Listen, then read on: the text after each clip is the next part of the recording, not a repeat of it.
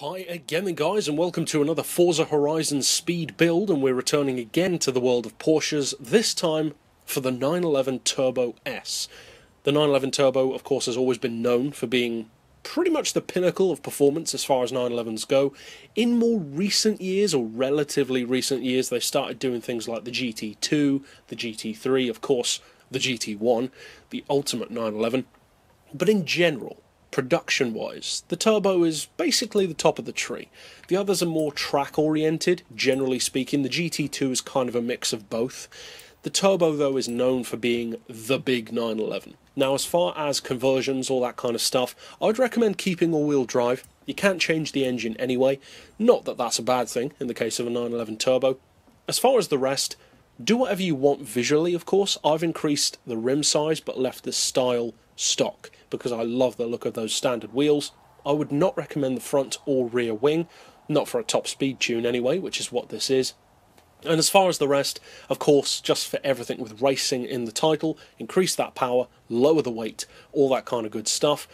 As far as the roll cage though, you don't really need that. You can fit it if you want to, but I wouldn't really recommend it, not for a top-end build, and the car's already got good handling, so it's just not really necessary. As far as performance, bearing in mind, of course, that this car doesn't even have 1,000 horsepower, which is quite a lot less than many of the other cars that we would usually tune, and you're still looking at pretty great numbers. 1.9, well, technically 2 seconds to 60, 4.4 technically, close to 4.35 to 100, and the top-end speed isn't quite as high as some, but still, 260 isn't bad, to say the least.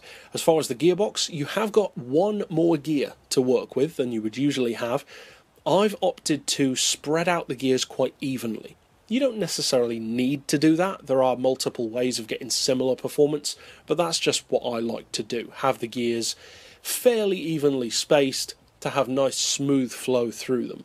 I've gone for a final drive of 3.4. Then for those individual gears, as you can see, 3.9, 2.3, 1.6, 1.2, 0.95, 0.78 and 0.64. Then as far as alignment, neutral, camber and toe, unless as always you want to have some, 4 degrees of caster for that midway between looseness and stiffness.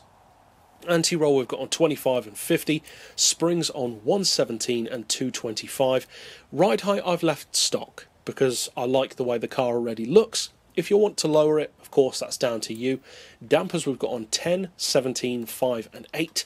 Aero doesn't apply. As I said, I would not recommend the wings. And for the diff, you know the drill if you've been here before, 100% on acceleration, 0 on decel. But to be clear, that definitely won't work for everyone. If you want to try something else, by all means do so. And for this particular car, an 80% split in favour of the back end. So you've got that 20% to help out off-road and of course off the line, but for the majority of the time it handles more like a traditional rear-wheel drive car. Not totally, but the majority of the power at least. Now this tune is on my storefront. You can find it using the keywords down below in the description, but for now at least, let's take it out on the road to see if it can actually reach 260. Now, one of the funny things about the 911 in general, actually, not just the Turbo and not just of this generation, is that there are relatively few cars that are simultaneously as respected, but at the same time as controversial as the 911 is. There are still many people who don't like the fact that it's basically just been updated or updating the same idea for years. Now, if something ain't broke, why fix it? And for the 911 it works. It works very well and it's popular for it. Much like old American engines. They're still great, and that's why many cars still use variations on that same theme. Personally, I'm a fan of keeping older technology if it works just fine, and with the 911, the basic concept has always been there. It's never really changed.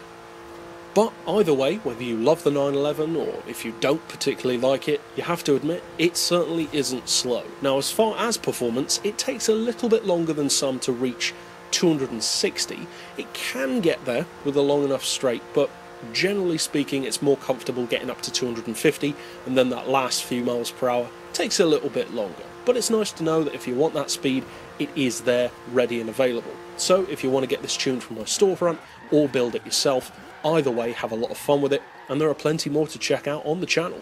But for now, as always, Thanks for watching.